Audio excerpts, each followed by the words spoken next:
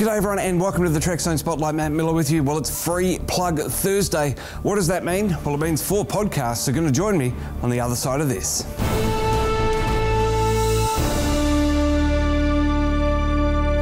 Not only is there a Trekzone Spotlight first today in that a guest will be joining me in the studio, but I'm also crossing around the world. First up, let's head to Larry Nemecek in the Portal 47 bunker. Larry, thanks for joining me. Hey, Matt. Hey, tell me about what got you started doing all of these podcast shows. Well, you know, podcast was kind of like the last thing on the agenda here when media came to your laptop. And no, Chris, I did a lot of podcasts, but your fellow guest here today, I think, Chris Jones, started having me come on the Ready Room several times, and that's probably been the most legendary. The most numerous times I've appeared anywhere. But I'll go and support anybody's podcast. And I had a moment where I thought early on, like 6-8 years ago, I should be doing my own show, but I wanted to do something a step above or a little bit out of the ordinary. And at the time I was starting to work on my documentary and was launching a lot of other things. So I just put it aside with an idea about video or something like that. And then a year or so ago, Rod Roddenberry and John Champion came to me with this idea that became the Trek Files. And you know how we do things on Trekland Tuesdays Live. Everything is on cards. The cards are literally on cards because Facebook Live, at least when I started it, was so primitive. But yeah, so it's a Roddenberry podcast, and I didn't have any qualms about doing because Rod was asking and John was asking, and it was awesome. And I realized it was not like anything else out there. So I was adding something new to the mix when there are so many good podcasts, and some of them are even great ones. Now, you've also got another project. It's called Portal 47. Tell us a little bit about that. Yeah, well, in the spirit of things, Portal 47. There you go. It's a card. No, we're in the third year of the Portal. It's global. It uses all the cool tools of the internet, basically, to bring fans who have been around the block once or twice, and they're ready for it. They're hungry for, well, I say Portal 47 is for fans who have no idea how much Star Trek they have no idea about. Literally. I mean, it's basically like the backstage pass you never knew you could take, and not so much about getting a VIP seat, at a convention, but even where conventions and magazines and even podcasts don't go. It's leaning on my documents and my archives and kind of my 25, that's scary, years kind of in a front row of fandom, and not just fandom, but the production of the shows of the Berman era, and now even as we get into Discovery, although they're way off in Toronto, but there's assets here. Plus, even more so, the voices that people have never heard that can even enrich what they don't know about Star Trek. It's like we say, it's like it's going backstage to your favorite starships and sound stages. And just recently, we've restarted our Trekland Treks film site tours, the one-day tours here around LA, and I'm really excited to get that launched. Where can people find you, Larry? At Larry Nemecek on Twitter, Larry Nemecek's Trekland on Facebook, and then they branch out to all the projects like Portal 47 and Con of Wrath. But LarryNemecek.com will get you to everything at my website. All right, let's head over to the other side of the United States now. And joining me from Trek Geeks is Trek Geek Bill. Bill, thanks for joining me. Thanks so much for having me, Matt. I'm glad to be here. Now tell us a little bit about the Trek Geeks podcast. Trek Geeks has been around for about 3 years now, and we examine Star Trek from all kinds of different angles, but mostly it's through the lens of my 25-year friendship with my good friend Dan Davidson. And we laugh a lot, we talk about a lot of Star Trek, and these days we're trying to find something to love in just about everything because it's all worth watching. We love Trek, we live Trek, and we figured the podcast was the best extension of our friendship, and luckily people listen. How did it all get started? Who was the brainchild behind it?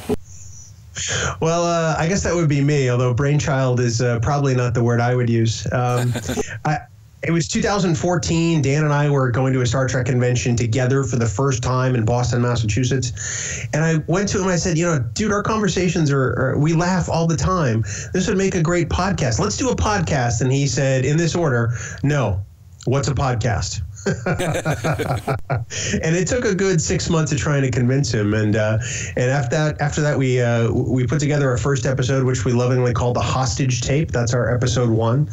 And we've been going ever since. We just hit episode 140. So we're very excited. Oh, well, congratulations on that. The Trekzone Spotlight is at 92 episodes now, so we're almost at 100. You're getting there, and you guys are putting out some great content, and I know I've been watching for quite a while. Awesome, Bill. All right, well, we got to keep going around the world as we visit other podcasts as well. So where can people find the Trek Geeks? You can find us just about anywhere podcasts are consumed, whether it's Apple Podcasts or Google Play, or you can even head on over to trekgeeks.com and find both of our shows there. Well, the first is a guest in the studio, Simon from the Engage podcast. Thanks so much for coming in. Thank you for having me. You came all the way from the UK just to see us here on the Trek Zone Spotlight. Yep, and an auntie. And an auntie, and family matters as well. That's the real reason that you're here. So, what got you started with Star Trek?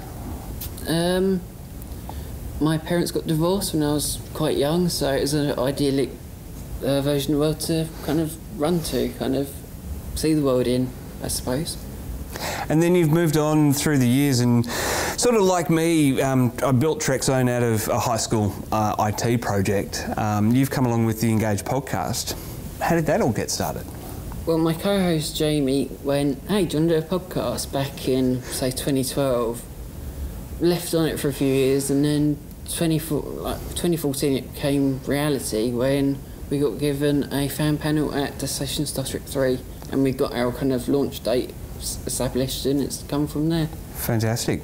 And at that convention, I believe you talked about the Borg, was it? Yeah, villains or victims. Right. And now I will admit that I haven't seen a lot of the podcast, but what was your outcome? Somewhere in the middle, I think. Kind of innocent people, they're kind of not really either, not really. Maybe the Borg Queen's the only one that is. Right. Maybe a few years ago, so I can't. Go back and have a look at it. It's on the website. Am I right? It's one of the first ones we did. So there you go. And have a and be gentle because it is the first one. Well, I love it. You hear this backstage. You can hear us chatting right in the backstage before we go on, which I don't think anyone really picks up on unless you hear it. Because they turned the mics down and then turned it up when we were on stage. Yep. But I didn't say that. So for those that haven't seen or haven't listened to the podcast, broadly you talk about Star Trek, but what in particular? Where do you sort of go on each show? Well, it's just a recorded chat. There's no real destination. It's just kind of 3 and then 2 Star Trek fans chatting away until we think we've covered the topic. From Japan, it's Christopher Jones from Trek FM. Chris, thanks for taking some time out to have a chat. Hey Matt, it's good to be on with you again. It's been quite a while. Tell us a little bit about Trek FM, how it got started and where it's ended up today. Anyone who listens to the network knows I've been a Star Trek fan since I was probably 5 years old. I had been looking for a while for a Star Trek podcast to listen to starting around 2008, and I just didn't find anything that I really connected with. There weren't many around at the time.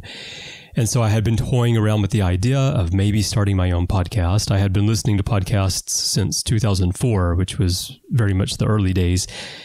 And finally, around 2010, I decided that maybe I'm going to actually do this. I was sitting here in my studio, and I was thinking about those domains, .fm domains, and I said, I wonder if Trek.fm has been registered by anyone. And so I hopped on and I did a search and it was available.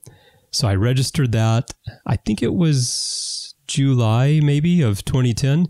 And by the end of the year, I had started Hyperchannel as a video news show, and we just grew from there. And now we've got, I don't know how many shows we have, 28, 30 different shows. They're not all active anymore, but we have, I think, 12 to 15 or so that are really quite active now, and a huge audience. Well, Chris, I joined the show as a guest, the Ready Room, in fact. It must be 4 or 5 years ago now. The range of shows, the amount of shows has definitely increased in that time, though, hasn't it? It has, yeah. We do have so many shows these days, and originally we had The Ready Room, which was the first true podcast, whereas Hyperchannel was the first show, but it was that short video show. And then from there, because on The Ready Room, we rotate through the live action Star Trek series, we don't get to touch on them as often as we would like. And so we felt like we need a show for each series. And so we did that.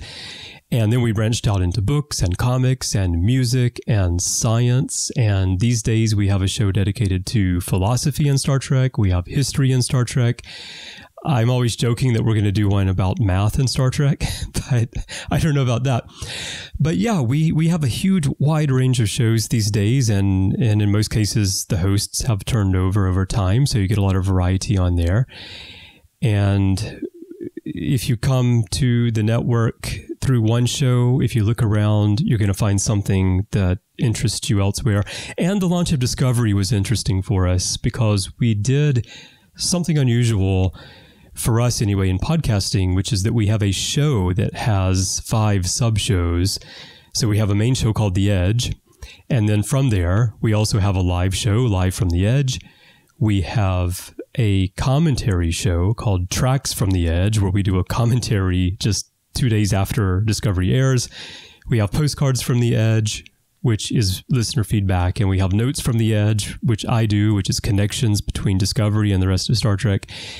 And in that way, we explored Discovery in so much depth and from so many angles when it aired. And now we're just waiting for season 2 to come out. But we're always looking for new paths into Star Trek. Well, there you go. It's a quick trip around the world to show you 4 other podcasts that are doing the Star Trek thing, just in case you hadn't seen them before. Thanks for joining me on this edition of the Trekzone Spotlight.